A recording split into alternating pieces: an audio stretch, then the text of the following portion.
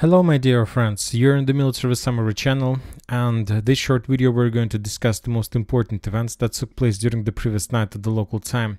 And first we're going to talk about Moldova, about Gagauzia. As you know, the president of Gagauzia recently visited Russia, and he had a meeting with the president of Russian Federation, and as a result of that meeting, Putin promised Gagauzia to support them and to help them in their fight with the central power in Moldova, in Chisinau. From the other side, we got a report that the official authorities of Moldova announced the criminal investigation against the president of Gagauzia. Now we are moving further to Odessa. We have a very interesting updates from the territory as well. Today we got Ukrainian photos and videos of new Navy drone, the new type of Navy drone that Ukrainians are planning to use against the Russians' presence in the Black Sea. And also today we got the details about the Russian strike that took place yesterday. If you remember, yesterday Zelensky visited Odessa and he basically discovered the position of special forces. The Russians used that situation to destroy the entire squad, and according to information we started receiving, as a result of that strike, the Ukrainians probably lost the air defense forces and air defense group that was protecting Odessa.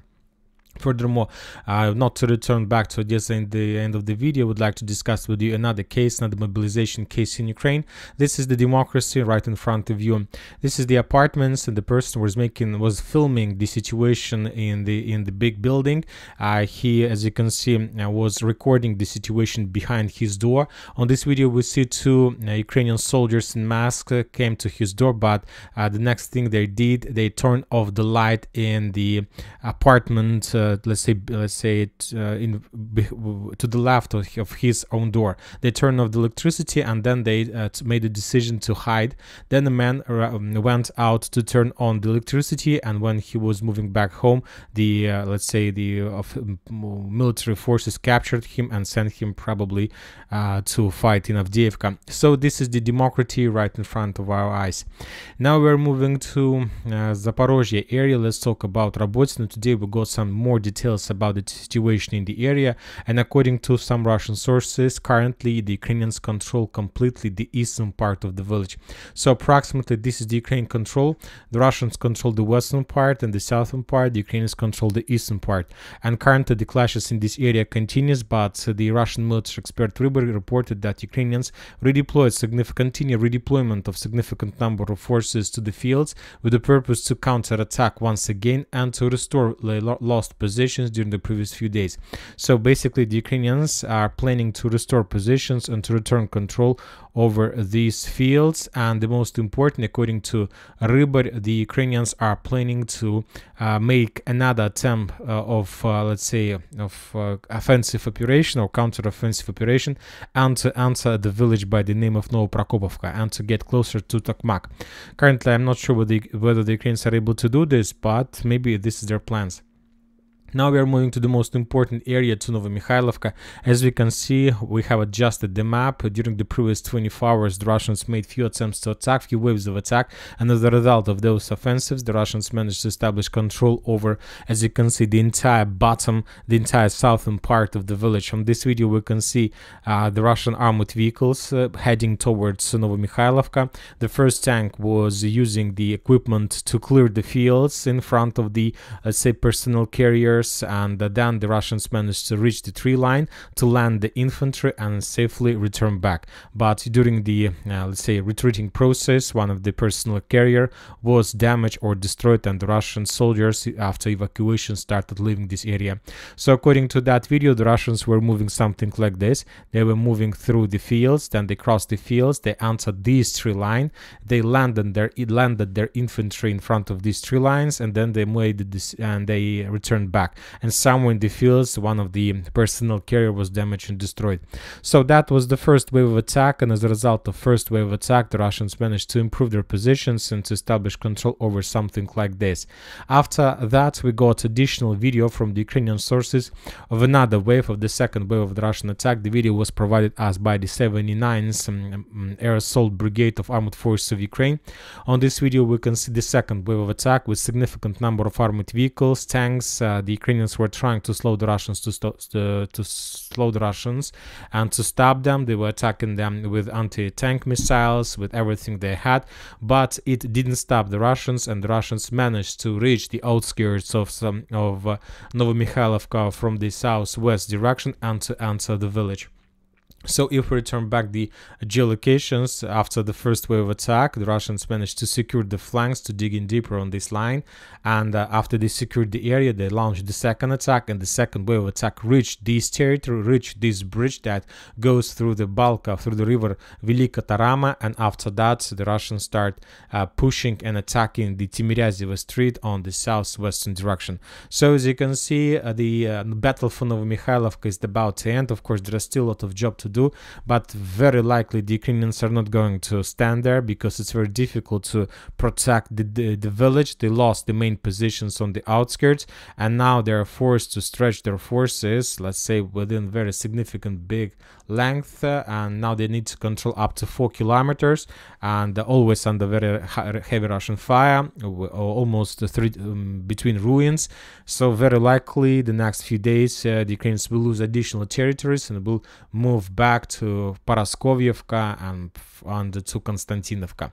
So the days of Novomykhailivka are numbered, and obviously within the next week, probably, or even less, the Ukrainians will retreat and will abandon the village.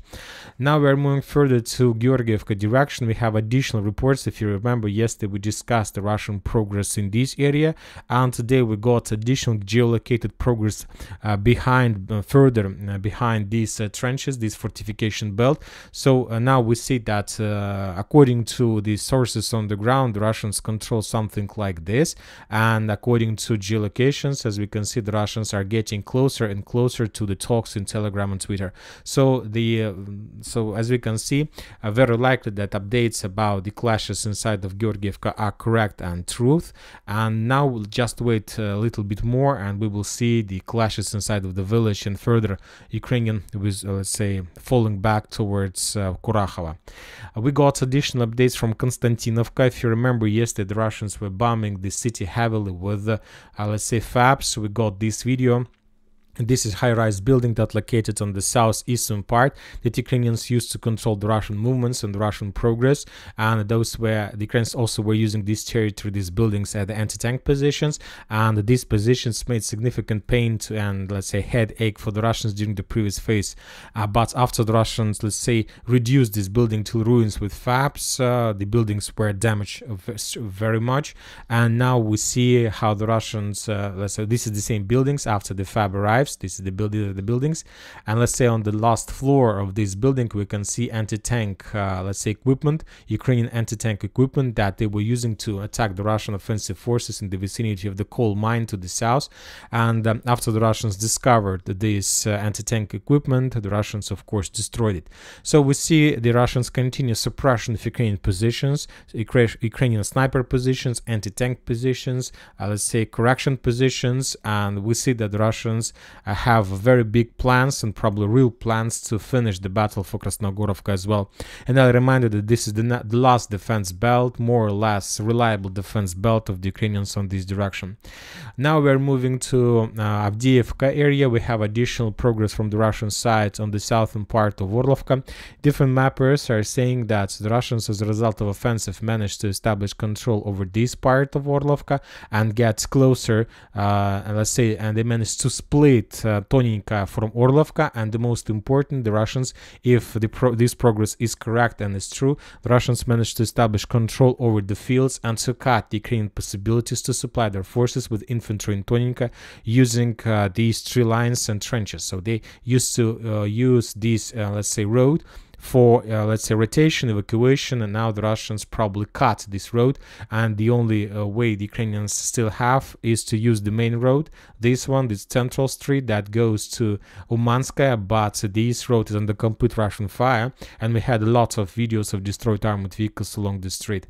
When talking about Berdichi, the Russians published the video of FPV drone strikes against the Ukrainian infantry in the eastern part of the village, which confirms 100% control over the entire village by the Ukrainian forces.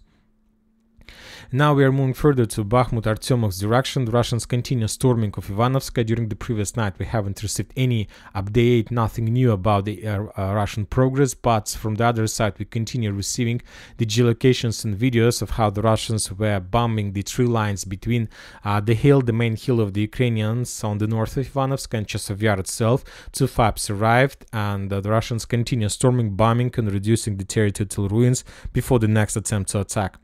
We haven't received anything from Bilogorovka or Siversk or Liman Tirny directions, and more updates are coming, start receiving from Sinkovka. Today we got geolocations of Ukrainian FPV drone strikes in the northern part, which confirms the Russian progress in this area and the Russian control, of course, over the territory as well. And of course, we have discussed demobilization, we have discussed everything political, but another important update is coming from Czech Republic, where recently we had a meeting of Macron and the president of Czech Republic, and Macron demanded to stop being afraid of Putin. According to him, Europe is approaching the moment when it's necessary to stop being cowards. And you know that this is very aggressive talks, of course, from the president of France, and obviously maybe it's just the talks and maybe just attempts to increase his reputation among the Europeans. But anyway, we see that aggression is coming from his side, and very likely by the end of this year we're probably gonna see the French forces on the territory of Ukraine. And that's it for the short video. A military summary channel reminds you, we condemn any violence in the world. Thank you for watching. Subscribe to my channel, put your likes to my Patreon, and have a good day. Bye bye.